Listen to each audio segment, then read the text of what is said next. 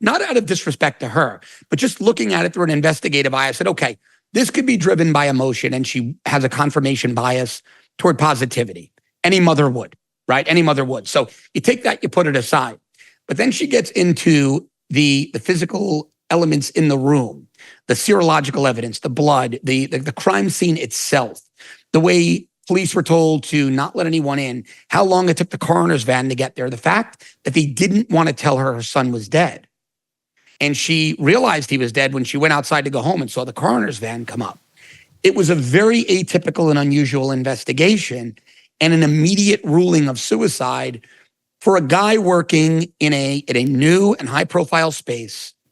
I just think it demanded a much more thorough investigation than it got. And it was in a part of the country right up near Silicon Valley where the industry has tremendous political power and can pressure the police very easily to close an investigation quickly. Now, I'm not implying this guy didn't kill himself. I don't know. I didn't examine the crime scene. I haven't seen the evidence.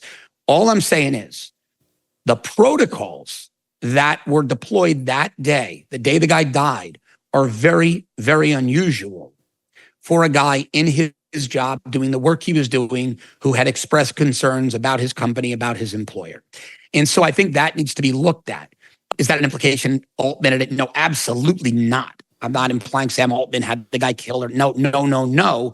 But that guy did have reservations about Altman. He told his mom, he told some other people. And so when you look at all these things, and he may have had so many reservations and known something about what was going on with AI, maybe something more nefarious, that he couldn't handle it and he did kill himself. But this needs to be investigated because too many little things are popping up around OpenAI that demand a lot more questions. Have you seen Mark Andreessen speak about artificial intelligence? I've seen him speak with Barry Weiss, Joe Rogan, and in these interviews, he is talking about how he had some meeting and we're back to whoever has the Epstein list, they told him, don't bother, this tech billionaire, don't bother to do an AI startup because we're going to shut it down. There are a handful of these. We're going to control them. And he then goes on to say, well, but it's math.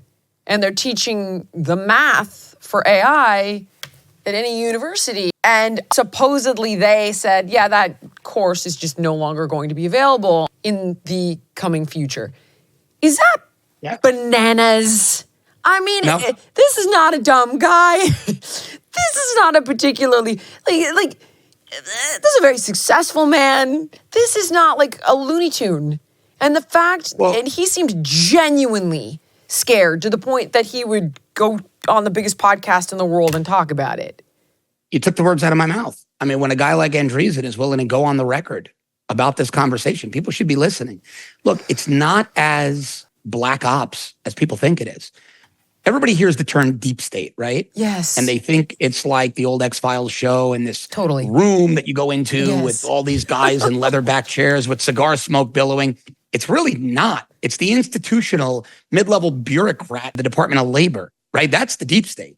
The people who have been in these institutional government jobs forever, and they want nothing to change because it's an easy paycheck for the least amount of work possible. I mean, our colloquial of inefficiency is the DMV, right? I mean, nobody has ever looked at government as a beacon of efficiency and profitability. And so it's much the same. You've got a few players in place that want to control AI. These companies are the ones who are either going to sponsor in the developers on H1s, or if that program is curbed, which I hope it is, one place I disagree with Trump, they're the ones who are going to fund tech centers at universities. They're the ones who are going to be the VCs who fund the incubators.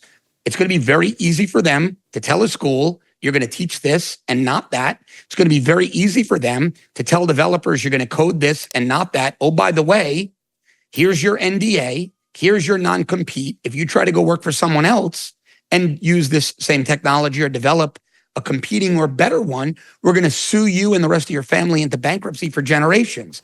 So it's not this, cadre of super secret people from around the world in a lair. It's money, man. I mean, the players are already established. They want to control it. and they've got the infrastructure now through bringing people in on visas or funding tech and incubation centers to dictate who can develop, who can emerge as a player, and who can't. This is unbelievably scary. And it now, I saw it as a public figure because it's kind of what you said. Like, we're shutting you off the network, we're taking away your endorsement deals, we're removing your ability to distribute in mainstream stores. Oh, if you think you're going to be on your own on the web, we're going to drive you all the way down in search. I mean, it is just, they can kill you without putting a bullet in your head. And we even talked about this at our Illuminati party of like, guns are great, but when they debank you and they deplatform you, like, who cares? Good luck. Like, they're not even showing up at your door that way. Ain't gonna happen. Yep. And you've just mentioned that they're going to regular people's houses about their Facebook posts. And regular people were canceled and did have their lives destroyed over the past 4, 5, 6, 7, 8, 9, 10 years. Sure. What does one do? Are we getting like secret phones and shit? Like, what are we doing about this, John?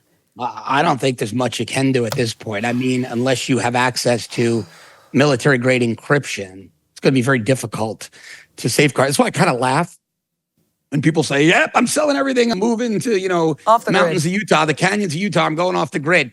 If you ever had a cell phone and paid an electric bill, you're not off the grid.